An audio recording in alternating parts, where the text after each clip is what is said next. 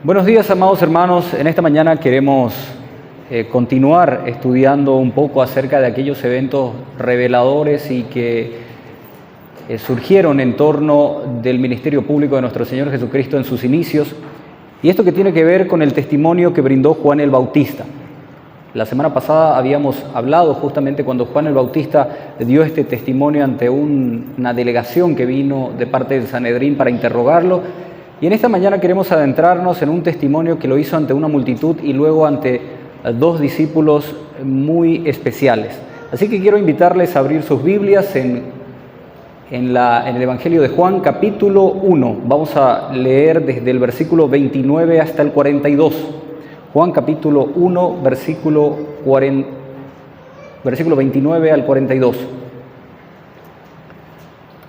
Dice el texto bíblico, Juan 1, 29. El siguiente día vio Juan a Jesús que venía a él y dijo: He aquí el Cordero de Dios que quita el pecado del mundo. Este es aquel de quien yo dije: después de mí viene un varón, el cual es antes de mí porque era primero que yo.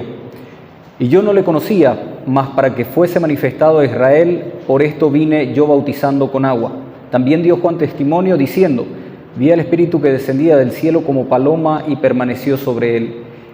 Y yo no le conocía, pero el que me envió a bautizar con agua, aquel me dijo: sobre quien veas descender el Espíritu y que permanece sobre él, ese es el que bautiza con el Espíritu Santo. Y yo le vi y he dado testimonio de que este es el Hijo de Dios. El siguiente día otra vez estaba Juan y dos de sus discípulos, y mirando a Jesús que andaba por allí, dijo: He aquí el Cordero de Dios. Le oyeron hablar los dos discípulos y siguieron a Jesús. Y volviendo Jesús y viendo que le seguían, les dijo: ¿Qué buscáis? Ellos le respondieron: Rabí, que traducido es maestro, ¿dónde moras? Les dijo: Venid y ved. Fueron y vieron donde moraba y se quedaron con él aquel día, porque era como la hora 10. Andrés, hermano de Simón Pedro, era uno de los dos que habían oído a Juan y habían seguido a Jesús. Este halló primero a su hermano Simón, y le dijo: Hemos hallado al Mesías, que traducido es el Cristo. Y le trajo a Jesús, y mirándole Jesús dijo: Tú eres Simón, hijo de Jonás, tú serás llamado Cefas, que quiere decir Pedro. Que el Señor bendiga su santa y eterna palabra. Vamos a orar, hermanos. Señor y Padre nuestro, en este tiempo en que nos predisponemos a meditar acerca de tu palabra, queremos pedirte la dirección de tu Espíritu Santo. Señor, que este mensaje que vamos a escuchar y que se va a anunciar desde el púlpito pueda, Padre amado, penetrar al nivel de nuestro intelecto, pero también bajar al nivel de nuestros corazones y produzca el resultado que tú deseas para tu iglesia. Ayúdanos, Señor, a que este mensaje sea como un bálsamo que traiga consuelo a la vida de los más necesitados, pero que también sea una exhortación para que nosotros sigamos adelante con el desafío que tenemos como hijos de Dios. Porque te lo pedimos en el nombre de Jesús. Amén.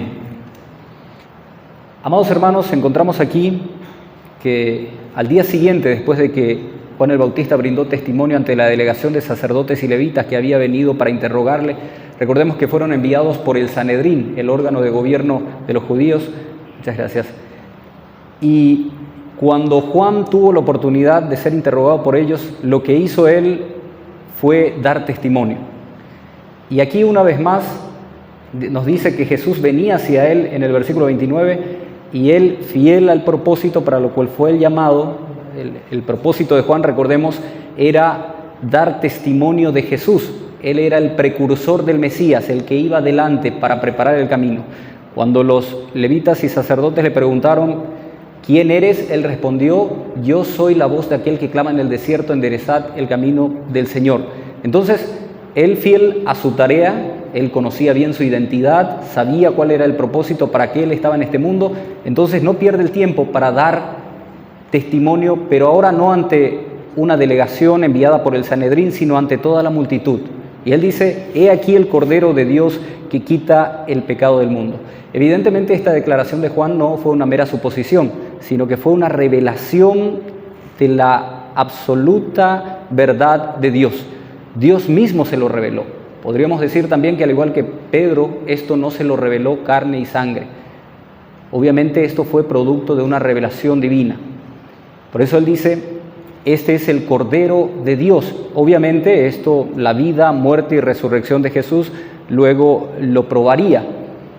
Ahora, en cuanto al momento en que tiene lugar este pasaje, podemos deducir a partir de la referencia que nos brinda Juan de que Juan el Bautista vio que el Espíritu Santo reposaba sobre la cabeza del Mesías como una paloma.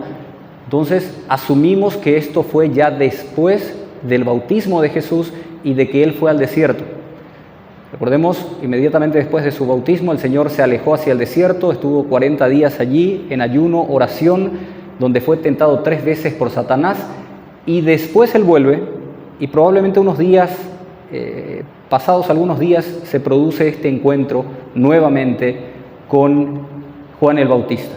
Y allí es que Juan da testimonio de Él diciendo: he aquí el Cordero de Dios que quita el pecado del mundo. ¿Por qué el Cordero de Dios?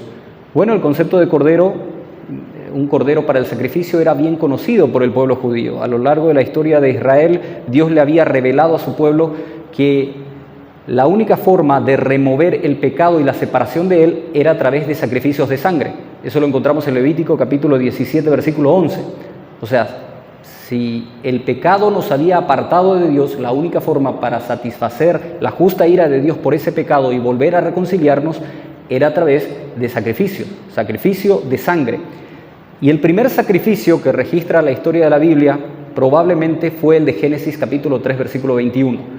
Inmediatamente cuando nuestros primeros padres, Adán y Eva, desobedecieron a Dios, cometiendo pecado, ¿verdad?, comiendo del fruto que no les estaba permitido, vemos que estos primeros padres, Adán y Eva, se dieron cuenta de su desnudez y tuvieron vergüenza. Y Dios nos dice allí en el capítulo 3, versículo 21 de Génesis: les proveyó de unas túnicas de pieles. ¿De dónde sacó las túnicas Dios? Túnica de pieles. Naturalmente tuvo que haber un sacrificio de animal. Entonces allí ya encontramos que inmediatamente la primera consecuencia del pecado fue la muerte. La muerte entró al mundo a causa del pecado, y para satisfacer la justa ira de Dios era necesario un sacrificio de sangre. El otro sacrificio que encontramos inmediatamente después, que fue en Génesis capítulo 4, versículo 4, fue el que ofrecía Abel. Abel ofrendaba ovejas al Señor. Entonces vemos también que eran sacrificios, allí encontramos sacrificios de animales. Pero aquí el cordero se relaciona bastante con aquel cordero pascual que fue sacrificado en Egipto.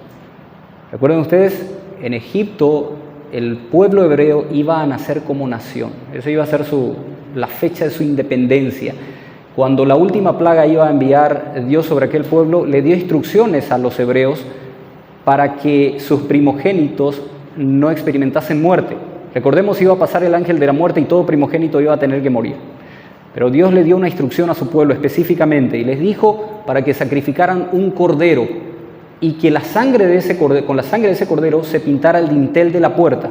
Entonces el ángel iba a identificar esa sangre y no iba a llegar a ese lugar. Así también el creyente es cubierto. De esta manera también el creyente es guardado por Jesucristo. Ahora, algunas de las semejanzas que tenía este Cordero Pascual con el Cordero Jesucristo, con este Cordero de Dios, es que si nosotros vamos a Éxodo capítulo 12, versículo 5, el requisito principal de este Cordero, que iba a ser sacrificado en la primera Pascua de los hebreos, allí en Egipto, tenía que ser macho y sin defecto. Ambas condiciones, obviamente, las cumplió Jesucristo, un hombre sin pecado. Y en el versículo 46 nos da también la forma en que tenía que ser compartido ese cordero allí en la mesa aquella noche. Tenía que comerse todo de una, ¿verdad? Algunos no van a tener muchos problemas con eso. Pero no se le tenía que romper los huesos. O sea, tenía que mantenerse íntegra la estructura de los huesos de aquel animal. Recordemos, a nuestro Señor Jesucristo no le llegaron a quebrar los huesos. Justamente a eso va a hacer referencia después Juan. Cuando fue sacrificado nuestro Señor Jesucristo fue un viernes, y el sábado a las 6 de la tarde iba a comenzar el Shabbat judío, o sea, el sábado, el día de reposo.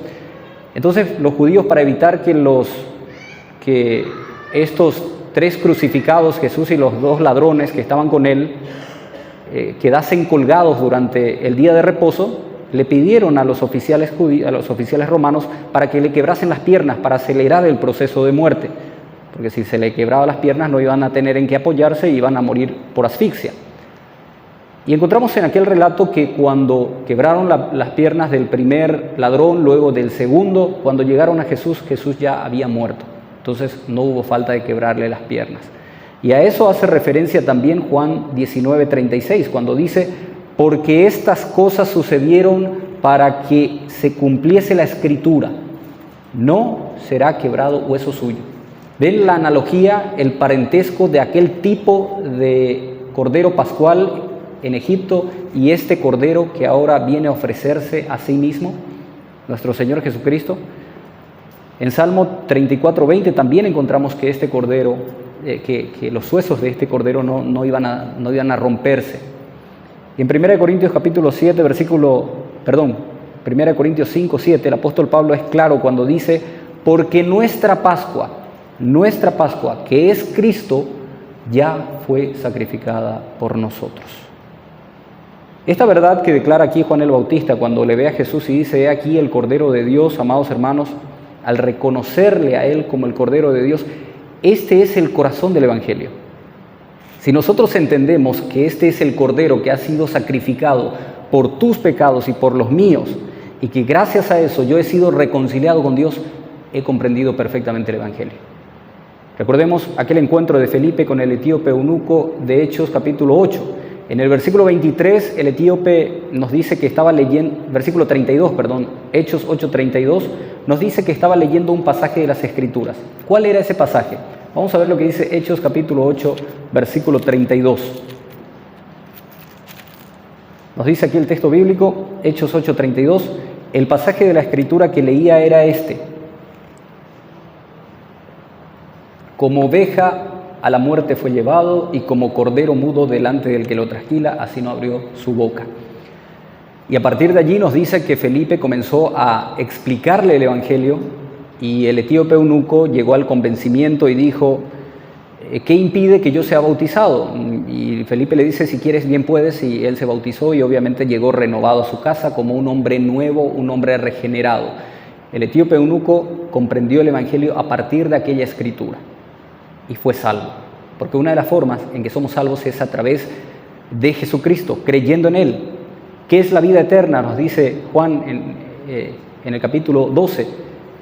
Esta es la vida eterna, que te conozcan a ti, el único Dios verdadero, y a Jesucristo a quien tú has enviado. Esa es la vida eterna. Entonces, quien ha creído en el Evangelio y ha creído en la obra redentora del Mesías, ese es salvo. Y este Cordero, si nosotros entendemos que este Cordero vino a morir por nosotros, ya hemos comprendido lo que significa el Evangelio. El Cordero de Dios, nos dice aquí, esto significa que este Cordero le pertenece a Dios y fue provisto por Él. Pensemos por un momento en el sistema levítico, hermanos. En el sistema levítico cada uno tenía que llevar el animal que iba a ser sacrificado por su pecado. O sea, yo pequé y tenía que llevar de acuerdo a mi capacidad, porque algunos eran más pobres que otros, entonces algunos llevaban un palomino, otros llevaban un cordero y otros que tenían pecados muy grandes una vaca. Bueno, eso, omitan ese comentario. En realidad, había que llevar un animal para ser sacrificado en el altar por el sacerdote. Estos sacrificios normalmente eran diarios, pero había un sacrificio que se ofrecía en el Yom Kippur, que era el día de la expiación, y solamente lo ofrecía el sumo sacerdote, y era por el pecado de todo el pueblo. Lo cierto es que ellos tenían que llevar el animal que iba a ser sacrificado. En este caso, este cordero no lo iba a llevar hombre alguno, lo iba a enviar Dios mismo, lo iba a ofrecer Dios. Este sacrificio no lo está ofreciendo el hombre, lo está ofreciendo Dios. Y esto nos recuerda también aquel episodio en Génesis capítulo 22, cuando el Señor le pide a Abraham que sacrifique a su hijo Isaac, y ellos van en esos 3 días terribles de angustia al monte Moriah, y cuando llegan allí, Isaac, un poco preocupado seguramente, Padre mío, le dice: aquí está la leña, está el altar, ¿y el cordero? ¿Y qué le dice Abraham? Dios se proveerá de cordero para el sacrificio, como anticipando en forma profética lo que iba a ocurrir. Dios se iba a proveer de este sacrificio. Y este sacrificio, hermanos amados, este cordero solamente lo podía ofrecer Dios, ningún ser humano lo podía ofrecer. Ningún ser humano puede tener este cordero, ninguno lo puede comprar. Este cordero solamente pudo haber sido provisto por Dios. Jesús mismo es la ofrenda, Él es el cordero que se ofrece, pero Él también, de acuerdo a Hebreos, es el sumo sacerdote. Él es el que se ofrece, pero Él mismo es el que se presenta a sí mismo delante de Dios como la víctima a ser sacrificada por el pecado del mundo. Los sacrificios del Antiguo Testamento, hay que aclararlo, cubrían el pecado. Tenían esa facultad de poder cubrir pecados, pero el sacrificio de Jesucristo no solamente no lo cubría, lo quitaba, lo quita. Hoy en día el pecado es quitado del mundo por Jesucristo. Vean lo que dice Hebreos capítulo 10, versículo 4. Hebreos 10, 4. Dice, porque la sangre de los toros y de los machos cabríos no puede quitar los pecados. La sangre de toros, el sacrificio de los animales no podía quitar el pecado, solamente lo cubría, expiaba en parte un pecado específico, pero no lo quitaba. Cristo vino para que el pecado fuese quitado, hermanos. Los sacrificios levíticos servían para una sola persona y para un pecado específico o para pecados concretos. De repente alguien cometió un pecado y entonces en arrepentimiento y para expiación de ese pecado se iba y ofrecía un sacrificio en el altar. Sin embargo, aquí nos dice que el sacrificio de Cristo tiene un alcance universal. He aquí el Cordero de Dios que quita el pecado. ¿De qué dice? Quita el pecado de los judíos solamente, de los gentiles solamente, del mundo. Quita el pecado del mundo. El objeto de la salvación son hombres de toda tribu, de toda nación, de toda lengua, de todo pueblo. El objeto de la salvación de Jesucristo son todos. Es toda la humanidad entera. El pago que hizo Jesucristo en la cruz fue suficiente para pagar la deuda por el pecado. Ahora, antes de que me malinterpreten, no estamos predicando la salvación universal.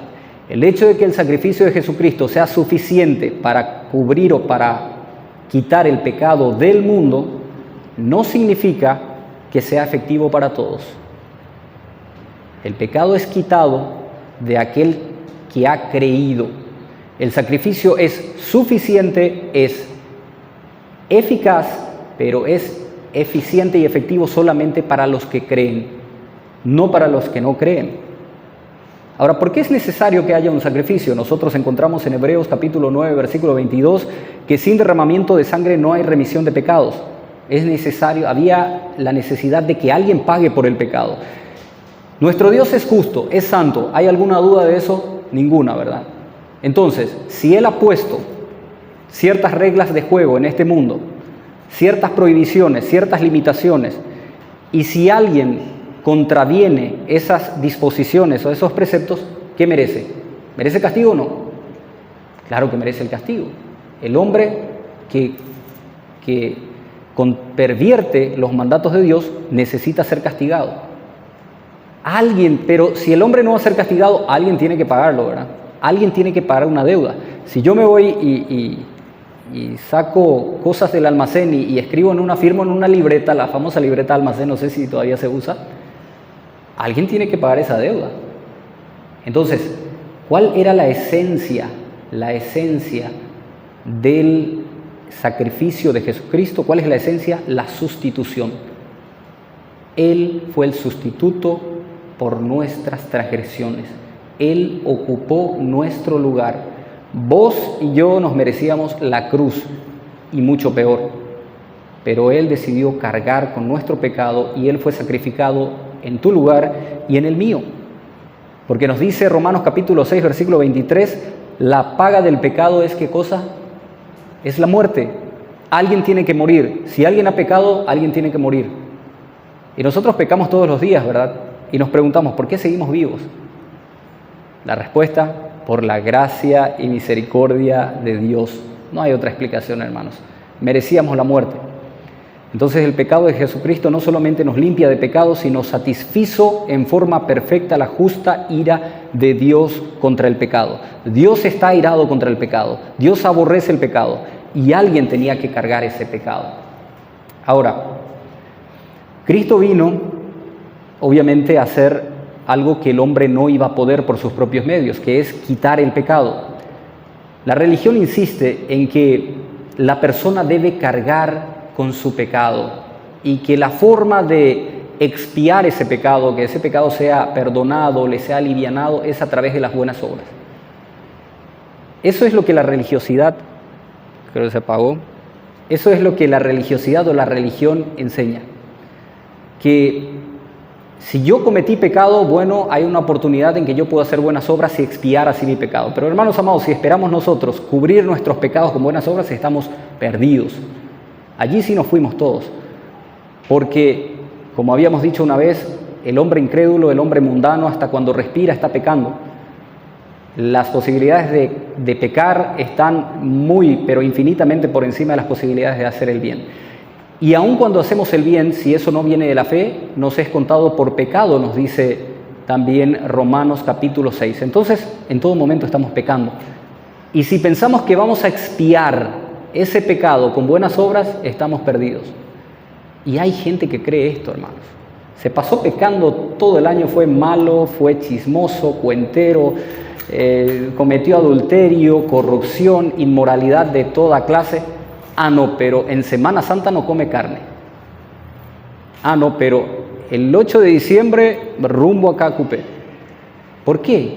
Piensan que con esas obras piensan que esas buenas obras quizás, o que por lo menos creen que son buenas obras, van a poder cubrir sus faltas. Y esa es una gran equivocación, eso es un error, porque el único que puede expiar nuestros pecados en forma definitiva es Jesucristo. Ahora, ¿cuál es el pecado al que se refiere aquí Juan que vino a quitar Jesús? Porque Juan dice que Jesús vino a quitar el pecado del mundo. ¿Cuál es el pecado? Porque nosotros podemos decir, yo soy creyente y Cristo murió por mí, yo creo eso, pero todavía sigo pecando. Entonces Cristo en realidad no quitó de mí el pecado.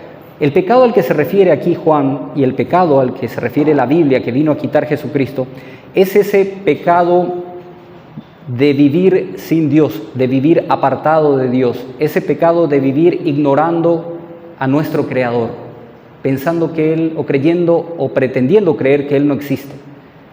Es ese pecado en donde yo creo que por mis propios medios puedo alcanzar la gloria o puedo agradar a Dios. Ese es el pecado del que nos vino a salvar Cristo. En otras palabras, el pecado de la incredulidad. Si nosotros vamos a Juan 16:8, nos dice que el Espíritu Santo vino a nuestras vidas para convencernos ¿de qué? De pecado, justicia y juicio.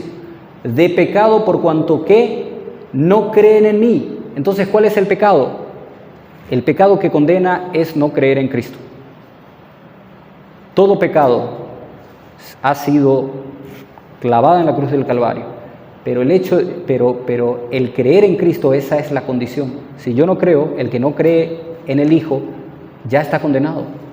Ya está condenado. Entonces Cristo vino para que nosotros creamos en Él. Y obviamente una vez que creemos, viene el Espíritu Santo y nos brinda los recursos espirituales para que nosotros comencemos a andar en nueva vida. Y por eso nosotros decimos que nacimos de nuevo y somos regenerados y que hemos sido transformados, porque hemos creído. Y cuando creemos, Dios comienza a obrar en nuestras vidas. En el versículo 31 dice aquí Juan, y yo no le conocía. Por cierto, uno puede decir, ¿cómo que no le conocía si Jesucristo era el primo de Juan? ¿Cómo que no le conocía a su primo? Bueno, pero el término griego aquí que se utiliza no es aquella expresión o aquella palabra que se refiere a conocer experimentalmente o por medio de la observación, sino el conocimiento al que se refiere aquí es un proceso mental, es una tarea intelectual, reflexiva y por intuición.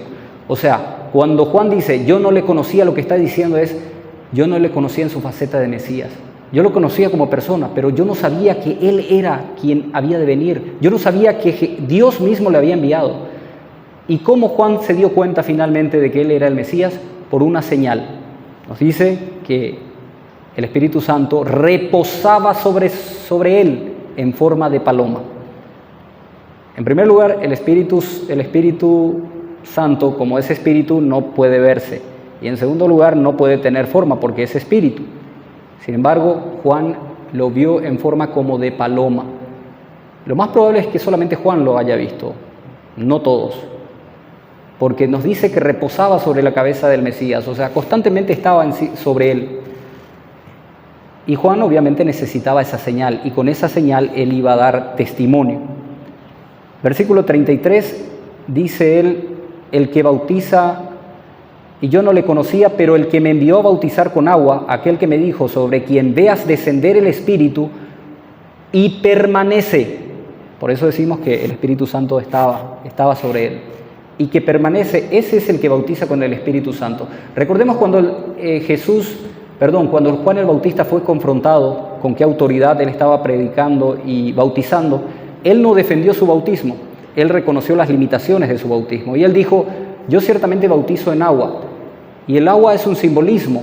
El agua en realidad no produce una conversión, una transformación interna, pero el que viene a transformar desde adentro es Jesucristo.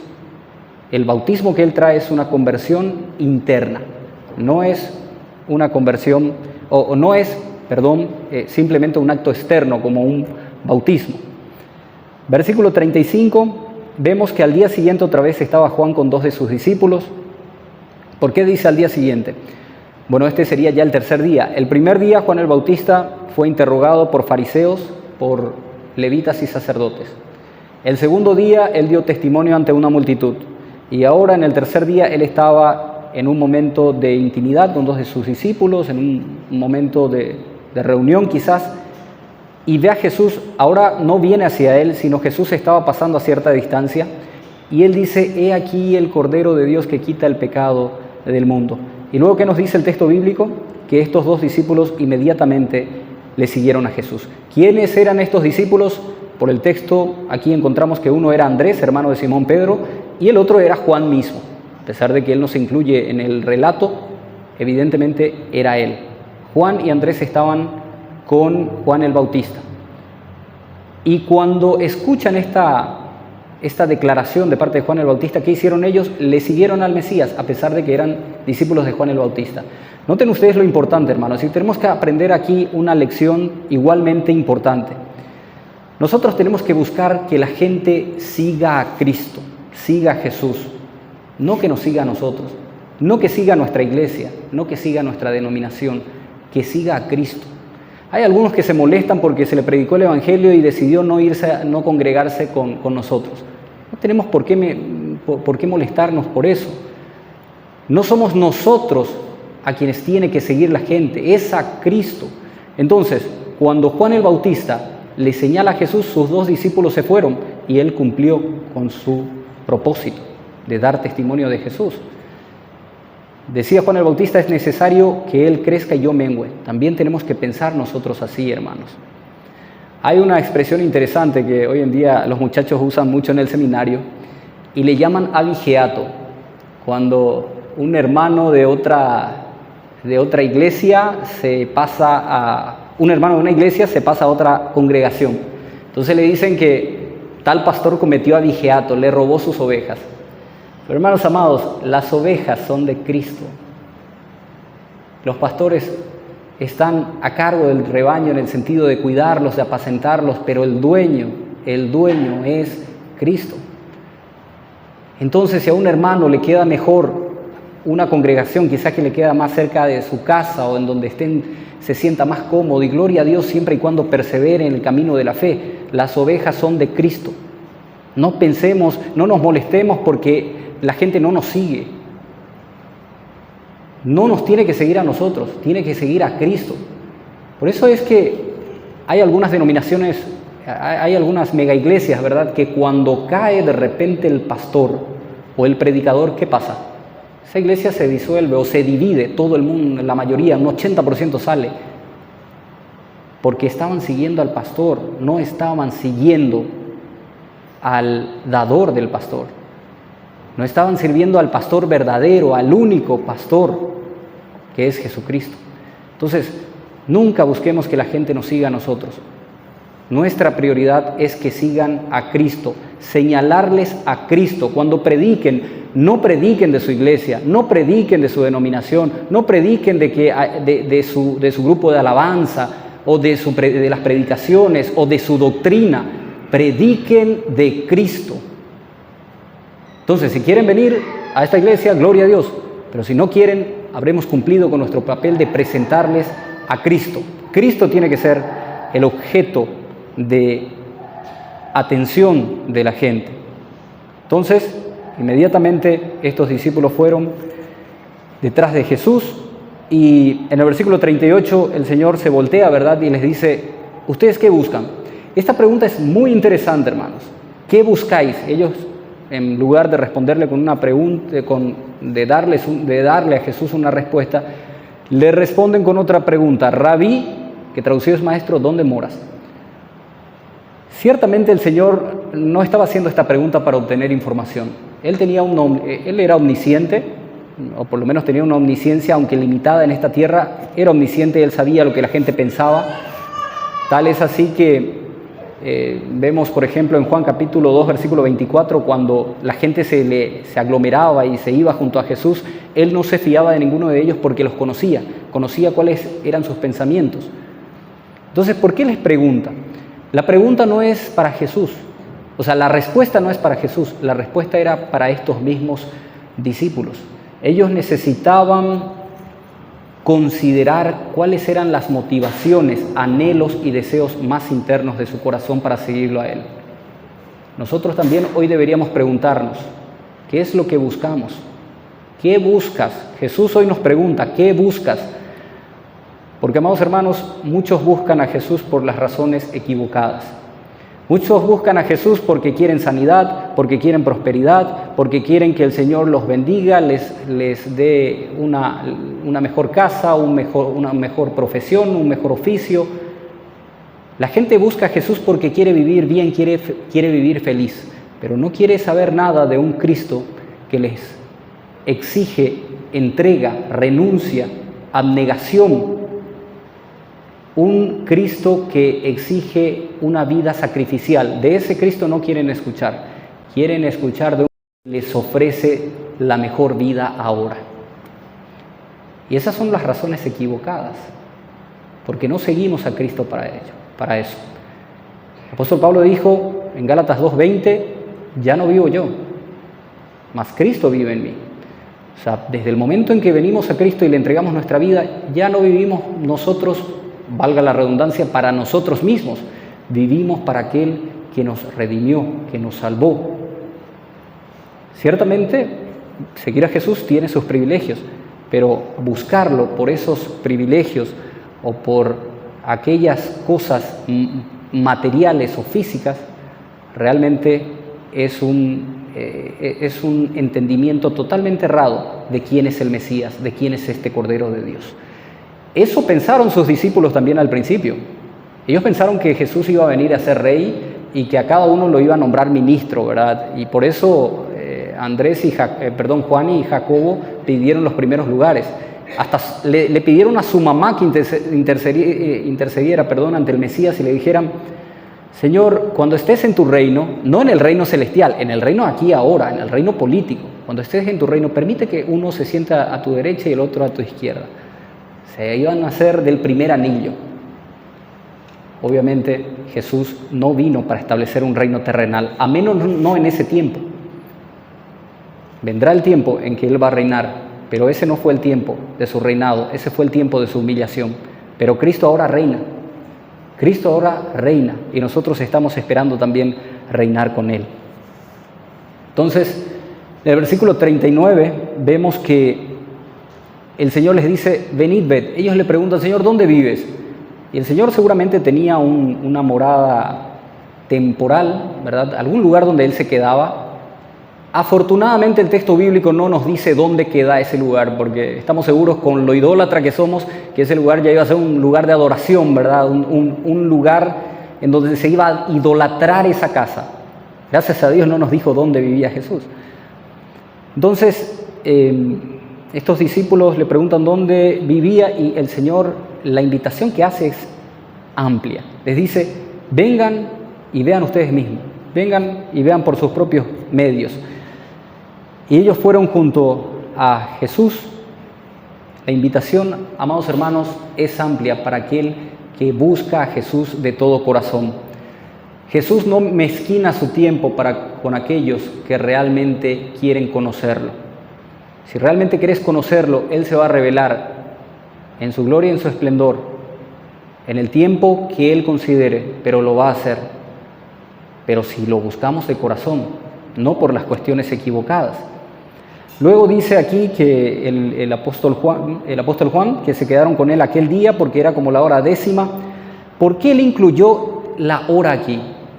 Bueno, probablemente el impacto que recibió después de su encuentro con Jesús, esa impresión que le causó, hizo que nunca olvidara él la hora exacta en que ocurrió aquel evento. ¿Alguna vez les pasó algo tan dramático, tan trascendental que se acuerdan con lujo de detalles la hora incluso también? ¿Les habrá pasado? Yo creo que todos habremos pasado por eso. Quizás no nos acordemos del día, no nos acordemos de la fecha, del año, pero nos acordamos de la hora, porque fue en esa hora exacta en que ocurrió ese episodio. ¿Por qué no? El momento en que Dios nos visitó de manera tan especial y nos transformó y vinimos a sus pies en arrepentimiento. Yo estoy seguro que lo recuerdan, porque fue un momento en que cambió nuestra manera de pensar. Y seguro más de uno va a decir, fue a la noche, a tal hora más o menos, fue de mañana. Esas son cosas que quedan impresas en nuestra mente. Y esto es lo que está relatando aquí el apóstol Juan. Él dice era como la hora 10. Dependiendo de cómo se cuenta el horario, podría haber sido a las 4 de la tarde, según el conteo de la hora judía, porque ellos dividían la noche en 4 vigilias y el día comenzaba desde las 6 de la mañana. A las 7 era la primera hora, a las 8 la segunda hora, a las 9 la tercera, entonces la 10ª hora sería a las 4 de la tarde. Pero según el horario romano, ellos sí dividían la hora en dos periodos, en 2 etapas de 12 horas. Entonces, podría haber sido las 10 de la mañana. Algunos dicen que lo más probable es que haya sido las 10 de la mañana porque aquí dice que se quedaron con él aquel día, no dice que se quedaron con él aquella tarde, aquel día. Es más, por el tiempo que tuvieron, asumimos que fue de mañana porque después Andrés salió, fue a buscar a su hermano, Juan también, y de noche no se iba a poder hacer eso. Probablemente si comenzaba la reunión a las 4 de la tarde ya iba a terminar muy tarde. Sea la hora que haya sido, eso no es lo importante es que este encuentro con Jesús iba a cambiar de forma sorprendente a estos 2 hombres, de modo que ellos se convirtieron inmediatamente en testigos también. Y aquí encontramos al primer misionero de la historia, Andrés. Andrés es el primer misionero que va en busca de su hermano Simón Pedro y le cuenta acerca del Mesías que han visto. El segundo misionero es justamente Juan, que se va y le habla también a su hermano, que va junto a su hermano y también le cuenta que habían encontrado al Mesías. Obviamente ellos no tenían no comprendían todo lo que implicaba el papel mesiánico de Cristo. Eso lo vamos a ver mucho tiempo después, incluso después de la muerte de Jesús, ellos siguieron sin comprender. Recién cuando resucitó, ellos entendieron de qué se trataba todo aquello. Ellos no entendían, pero lo que sí, ellos sabían que era el Mesías. Quizás no entendían muy bien cuál iba a ser el rol mesiánico de Jesús, pero sí sabían que era el Mesías. Y ellos se van y predican de este Mesías. Y cuando viene Pedro, se produce otro evento muy interesante. Versículo 42. Le trajo a Jesús y mirándole Jesús le dijo: Tú eres Simón, hijo de Jonás. Tú serás llamado Cefas. El Señor lo observó, el Señor lo analizó. Y Jesús aquí, haciendo uso de su oficio profético, parece indicarle que este impulsivo Simón iba a ser, a partir de este momento, y el Señor iba a trabajar en su carácter, e iba a convertirse en una piedra, en una roca, en un hombre estable, en un líder fundamental para los otros apóstoles. Aquí Pedro era una especie de sobrenombre. Si nosotros vemos en la Biblia las veces que Pedro metía la pata o cometía algo digno de reprensión o amonestación, Jesús le llamaba por su nombre de pila, Simón. No sé si con ustedes sus padres también, de repente cuando hacían macanada, les llamaba por su nombre completo, ¿verdad? Entonces quiere decir que el papá o la mamá se enojó, se molestó. Cuando no estaban enojados nos llama por nuestro nombre, digamos, más tierno, por nuestro nombre que es más conocido. Pero cuando se enojan con nosotros nos llaman por el nombre completo. Bueno, a mí por lo menos sí, ¿verdad? Jesús también lo llamaba cuando Pedro se comportaba como como Simón, entonces lo llamaba Simón.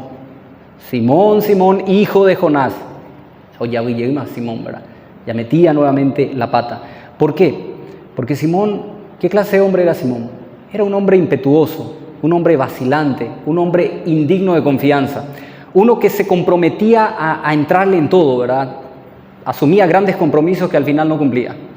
De repente era un hombre que se sumergía de lleno en los planes, en los proyectos, con todo, y de repente nomás abandonaba por la mitad del camino. Era un hombre que era el primero en anotarse en cualquier actividad, pero también el primero en salirse. Un hombre impulsivo, un hombre vacilante. Creo que la descripción de Santiago 1:8 encaja perfectamente para este hombre. Era una persona de doble ánimo, inestable en todos sus caminos. Simón era exactamente como la mayoría de los cristianos hoy en día. Carnal a veces, espiritual en otras ocasiones. Era Simón a veces, pero era también Pedro en otras ocasiones. Así también somos nosotros en nuestra vida cristiana. Pero este mismo Pedro, luego de que tuvo un encuentro con Jesús, Jesús iba a trabajar en su carácter. Y este mismo Pedro es en el que, en el versículo 21 allí de Juan, ya casi terminando este evangelio, el Señor le confronta. Simón, hijo de Jonás, ¿me amas? Recuerden, Simón, hijo de Jonás, porque lo había negado en 3 oportunidades, pero en 3 oportunidades también se encargó de reafirmar lo que efectivamente lo amaba. Y finalmente este hombre lo encontramos en Hechos capítulo 2, predicando ante una multitud. 3.000 personas fueron convertidas con esa predicación. Luego lo encontramos otra vez predicando ante otra multitud. Este Pedro es el mismo, un hombre vacilante, un hombre a quien no le podías dar responsabilidades. Este mismo Pedro es a quien se le da una vez más una oportunidad para predicar y ahora 5.000 personas se convierten. Hermanos amados, a nosotros también se nos ha prometido un nuevo nombre. En Apocalipsis capítulo 2, versículo 17 dice que tenemos un nuevo nombre que se nos va a dar, que de hecho el Señor ya ha reservado para nosotros. No pensemos que una vez que llegamos a Cristo, que podemos continuar vacilantes y con las debilidades propias. Cierto, vamos a caer, mientras vivamos en este mundo vamos a seguir pecando, pero no digamos, por favor, yo soy luego así, este es mi carácter, yo tengo un carácter fuerte. ¿Quiénes son las personas con carácter fuerte? Normalmente son las personas que son las más impetuosas, ¿verdad? Las que encaran, las que confrontan. Pero normalmente esa no es una fortaleza de carácter, esa es una debilidad, porque un hombre fuerte de carácter es alguien que sabe gobernarse a sí mismo, tiene dominio propio y no necesita pelearse con todo el mundo. Entonces, no digamos que yo soy así nomás, luego ya no voy a cambiar. Amados hermanos, Cristo está trabajando en nuestro carácter. Y desde el momento en que hemos tenido un encuentro personal con Cristo, así como lo tuvieron estos 2 discípulos y que han reconocido a este Cordero de Dios que quita el pecado del mundo, nosotros también Dios va a seguir trabajando en nuestro carácter hasta finalmente llevarnos a ser aquellos creyentes que Él espera que seamos. El que comenzó en nosotros la buena obra la va a perfeccionar hasta el día de Jesucristo.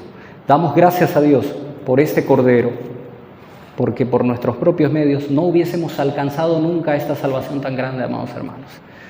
Gloria a Dios por este Cordero, en virtud del cual hoy tenemos reconciliación, estamos reconciliados con nuestro Padre, con Dios, con nuestro Creador. A Él sea la gloria, a Él sea la honra y toda la alabanza. Vamos a orar, hermanos.